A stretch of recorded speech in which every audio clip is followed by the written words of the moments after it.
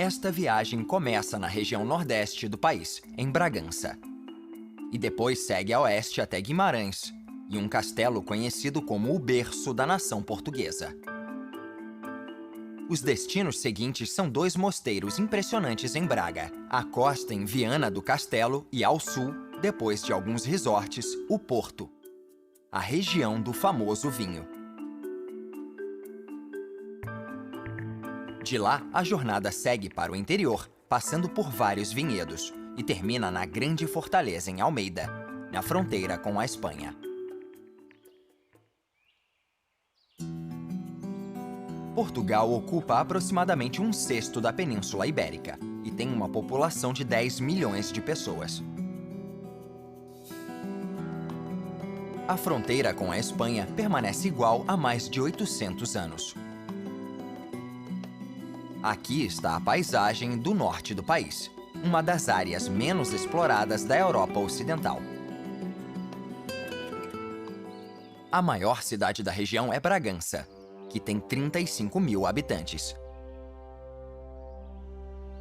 A cidadela foi construída por duques de Bragança, que de 1640 a 1910 foram os reis de Portugal, e durante o século XIX, os imperadores do Brasil. A cidadela é uma vista impressionante e tem uma história que se estende desde a época dos romanos, apesar de o que está de pé hoje ser mais recente. Dentro dos muros ainda encontra-se o Castelo de Sancho I, construído em 1187, com suas torres de guarda e masmorras. No centro do castelo fica a torre principal, que foi restaurada em 1928 e agora é um museu militar.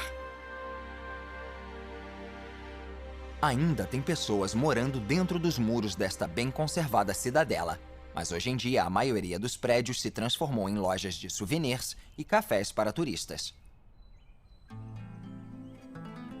A paisagem em volta da cidade é pontilhada de pequenos vilarejos e fazendas, frequentemente cercados por um tipo de carvalho. As cascas de madeira são usadas para fazer rolhas de garrafa. E como elas se renovam, é uma indústria autossustentável.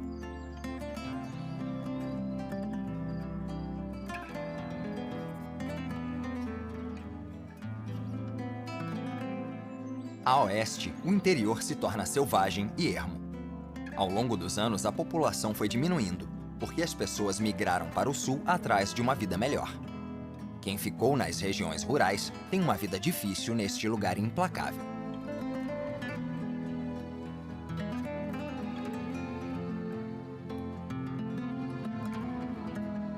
Aqui encontram-se também pitorescos vilarejos de pedra em cumes de colinas. No passado, esta região era usada para exilados políticos e religiosos se esconderem.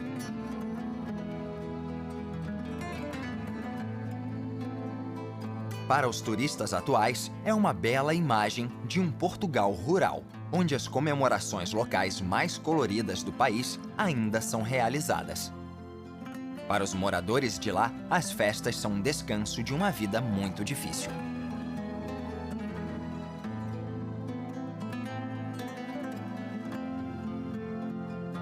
A oeste fica o Parque Nacional de Peneda Gerês. Ele foi criado em 1971 devido ao interesse científico e internacional na fauna e na flora da região, e é o único parque nacional do país. Esta paisagem de montanhas repletas de pedras cobre uma região de 80 mil hectares e tem uma grande diversidade de climas, ambientes e vegetação.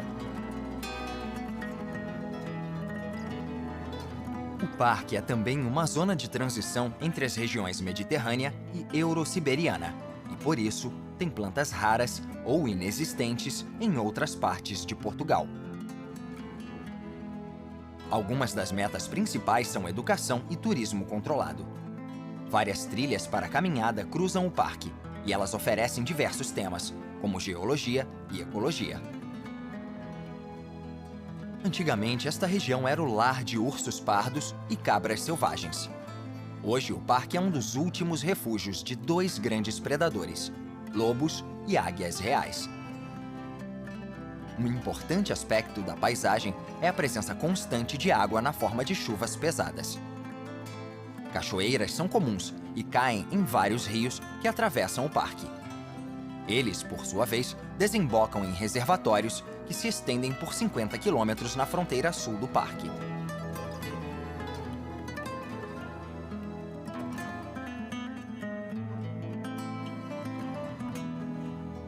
Uma série de represas altas criou enormes lagos, onde foram construídos hotéis, casas de veraneio e centros para esportes aquáticos.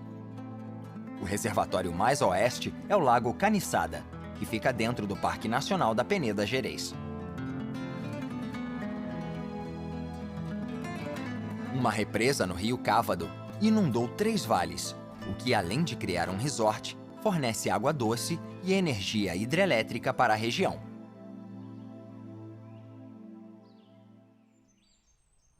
25 quilômetros a sul fica Guimarães, uma das cidades mais históricas de Portugal e reconhecida como um patrimônio mundial da humanidade pela Unesco. No centro ficam um castelo e o Palácio dos Duques de Bragança. O palácio é uma versão restaurada da original, construída no século XV. Durante o século XIX, ele caiu em desuso depois que os duques de Bragança deixaram Guimarães. Muito do palácio foi usado como material de construção para casas locais. O estilo mostra uma clara influência francesa, que talvez tenha vindo da ascendência de Borgonha da família Bragança. Ao lado do palácio fica o Castelo de Guimarães, em uma colina sobre a cidade, e sua alta praça domina o horizonte.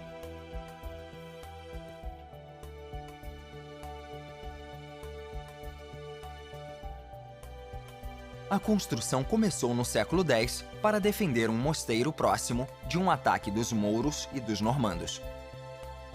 O castelo sofreu muitas reformas no século XII, quando se tornou uma residência real. Segundo a tradição, foi onde nasceu Afonso, o primeiro rei do país. Por conta disso, o castelo é chamado de o berço da nação.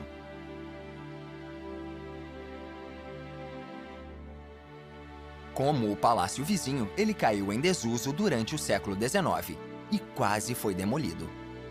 Felizmente, ele foi preservado e restaurado, sendo declarado um monumento nacional em 1910. O castelo e o palácio são partes importantes da história de Portugal.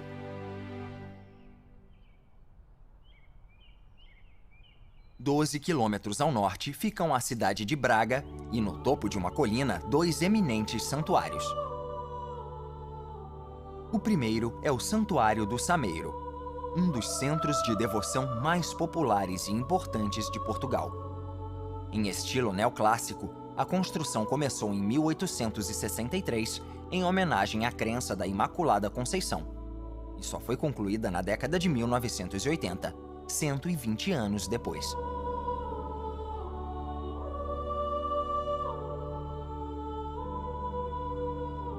No topo, encontram-se 2 pilares sustentando as estátuas de Virgem Maria e do Sagrado Coração de Jesus.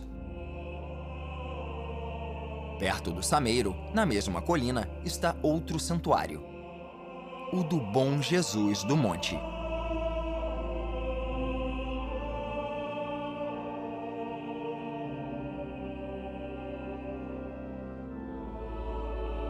O que está de pé hoje foi construído no século XVIII. Sua característica mais dominante é a escadaria dupla, em estilo barroco, construída como uma representação da Via Sacra.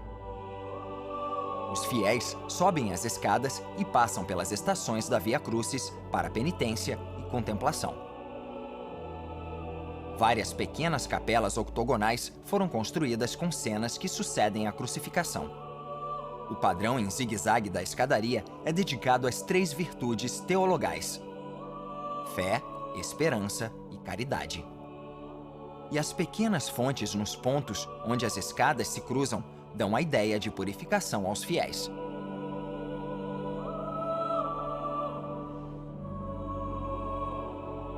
A construção do atual santuário começou em 1781 e e substituiu várias igrejas mais antigas. A primeira era de 1373. O estilo é o neoclássico, que estava em voga na época. No século XIX, uma ferrovia funicular foi construída ao lado da escada para facilitar o acesso à igreja, e ainda é utilizada hoje em dia.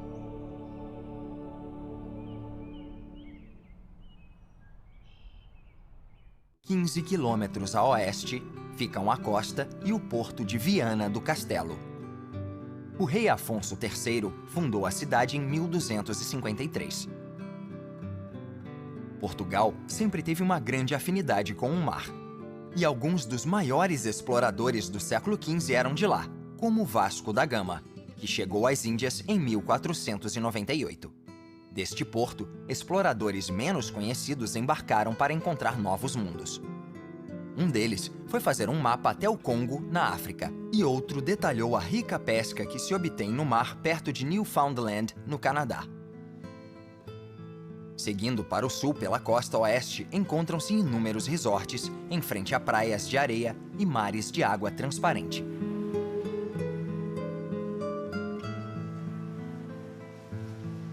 É um lugar popular para portugueses que querem se afastar das cidades grandes. Esta região se chama Costa Verde e é proibido fazer loteamentos nela. No passado, a costa foi explorada pela indústria, inclusive por uma das maiores refinarias de petróleo do país em Lessa da Palmeira.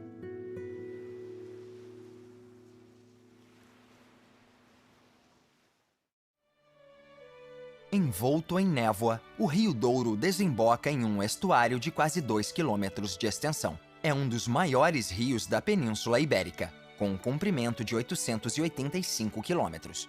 No fim, encontra-se a segunda maior cidade de Portugal, o Porto.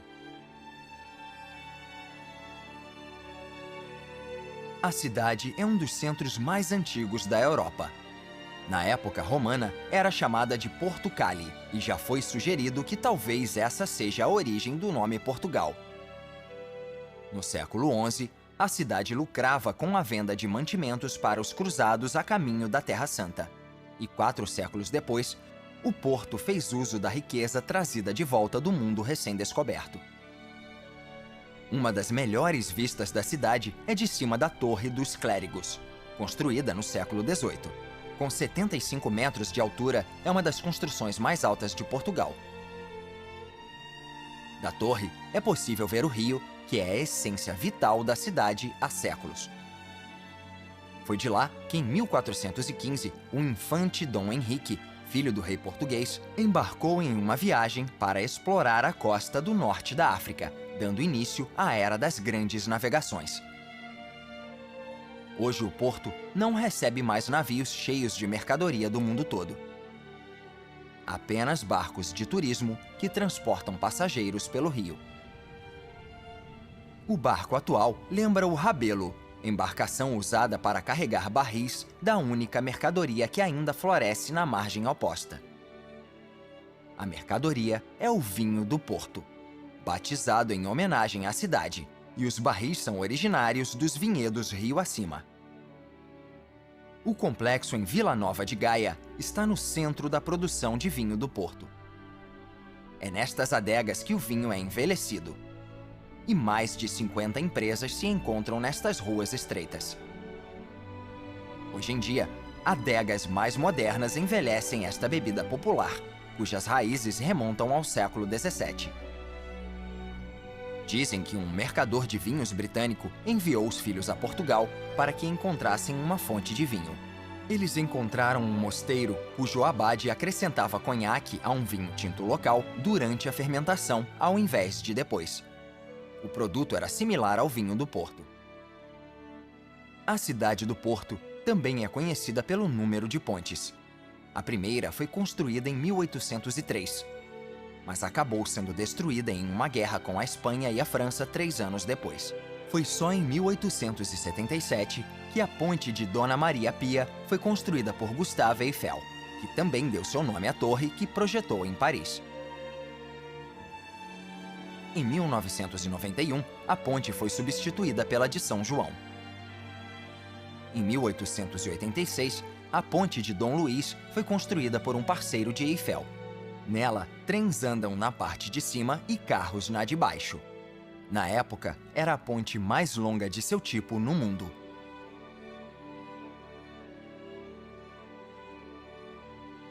Quando a ponte de Arrábida foi construída na nascente do rio em 1963, era a maior ponte de arcos de concreto do mundo. Em 1995, a Ponte do Freixo foi feita para que carros pudessem ir para Lisboa.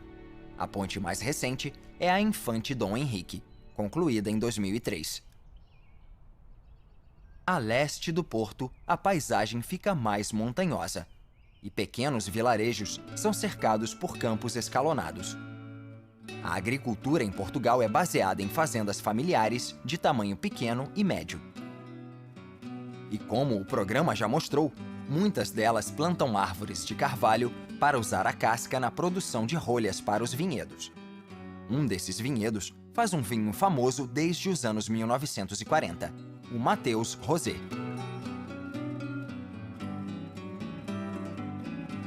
No rótulo da distinta garrafa redonda está uma foto do Palácio de Mateus. Construído em 1745, o Palácio de Mateus é considerado um dos exemplos mais perfeitos da arquitetura barroca em Portugal. Uma pequena capela para a família foi incorporada ao projeto. A casa está rodeada por jardins formais do mesmo período. Um arquiteto italiano chamado Nicolau Nasoni projetou o complexo inteiro e passou o fim da vida em Portugal após receber uma série de comissões. A casa agora pertence a uma fundação que realiza atividades culturais relacionadas à música, à literatura e às artes visuais.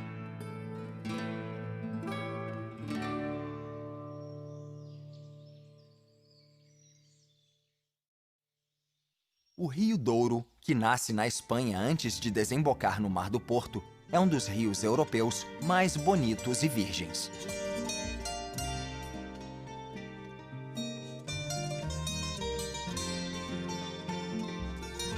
Um trecho do Douro, a leste do porto, foi considerado Patrimônio Mundial pela Unesco em 2001, na categoria Paisagem Cultural. Os vinhedos bem cuidados fazem padrões impressionantes nos declives perto do rio, por onde barcos de turismo passam lentamente, permitindo que os passageiros apreciem a vista. Há séculos, os vinhedos são dedicados a vinhos e ao vinho do Porto.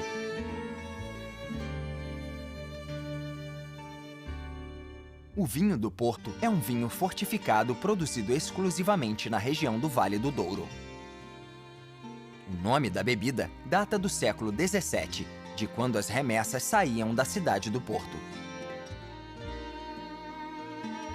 O vinho é fortificado com um destilado natural de uva chamado de aguardente, a fim de parar a fermentação e permitir que os açúcares residuais aumentem a concentração de álcool.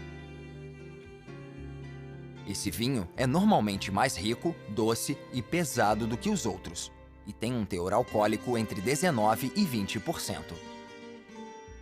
O vinho do Porto ficou muito popular entre os ingleses no século XVIII devido às guerras contra a França, que suspenderam o comércio de vinhos. Por conta disso, comerciantes da Inglaterra abriram negócios no Porto que funcionam até hoje, como Colburns, Croft, Sandeman e Taylors. O preço varia muito. Encontram-se variedades baratas de $10 e garrafas que custam dezenas de vezes mais.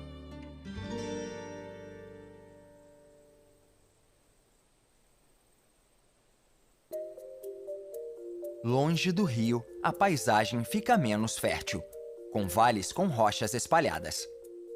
A fronteira com a Espanha fica a apenas 15 quilômetros a leste, e em uma planície extensa e aberta há uma série de castelos protegendo essa demarcação desde o século XIII. No topo de colina está o vilarejo fortificado de Castelo Rodrigo.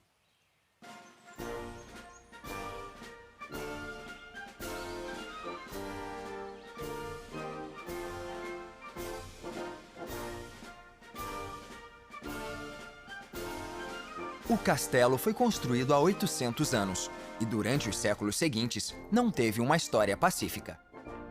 Portugal passava por uma guerra civil e o castelo, assim como o vilarejo dentro dos muros, ainda tem marcas dessa disputa territorial. O vilarejo ainda tem a maioria dos muros, e hoje em dia, em épocas mais pacíficas, uma das torres de guarda foi transformada em um interessante telhado verde. No século XVI, o rei Filipe de Espanha tomou a cidade e o castelo, e o governador português local se aliou aos espanhóis. Quando eles se retiraram, a população se revoltou e queimou o palácio em 1640. As ruínas são testemunhas da traição do governador.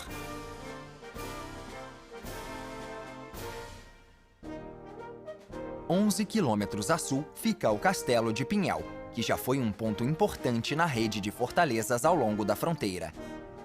Um lugar perigoso durante os séculos XIII e XIV.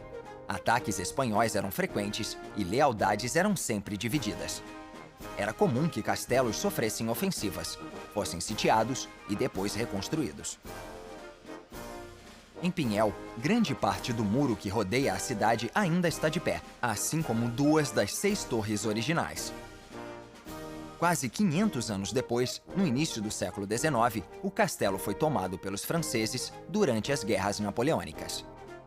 Eles ocuparam a Espanha e queriam ocupar Portugal também, mas foram impedidos pelas forças portuguesas e britânicas sob o comando do futuro Duque de Wellington. Hoje, 20 dos castelos fronteiriços sobrevivem para lembrar os séculos de disputa. Das 2 torres ainda de pé, é possível ver uma das maiores fortalezas, que se revela a leste, a poucos quilômetros da fronteira, em Almeida.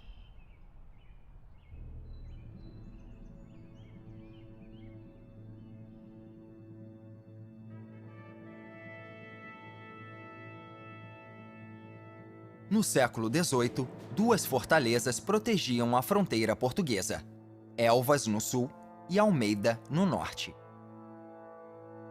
As fortificações datam do século XVII e foram construídas no estilo em voga pelos espanhóis depois de terem destruído o castelo anterior. Em volta das ruínas estão 6 baluartes com uma vala seca esculpida direto na rocha. Havia espaço para 100 armas, algumas das quais estavam em plataformas protegidas do fogo inimigo. Em agosto de 1810, as forças portuguesas e britânicas foram obrigadas a se retirar da Espanha, ao encontrarem um exército francês muito mais poderoso. Wellington deixou o coronel Cox protegendo Almeida o máximo possível para que suas tropas pudessem se retirar com segurança.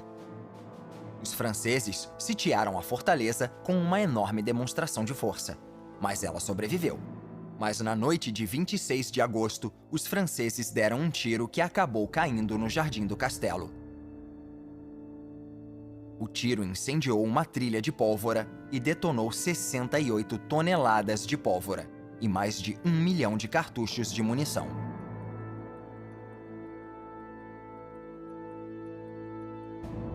Segundo testemunhas, o chão tremeu e um redemoinho de fogo se ergueu da torre, como a erupção de um vulcão. Blocos de pedra foram arremessados no ar e até mataram franceses que estavam nas trincheiras. 2 dias depois, sem munição, o coronel Cox foi forçado a entregar Almeida para os franceses. Ele esperava segurar os inimigos durante meses, mas só aguentou 5 semanas. Almeida lembra todos do passado turbulento de Portugal. E é um lugar dramático para encerrar a jornada.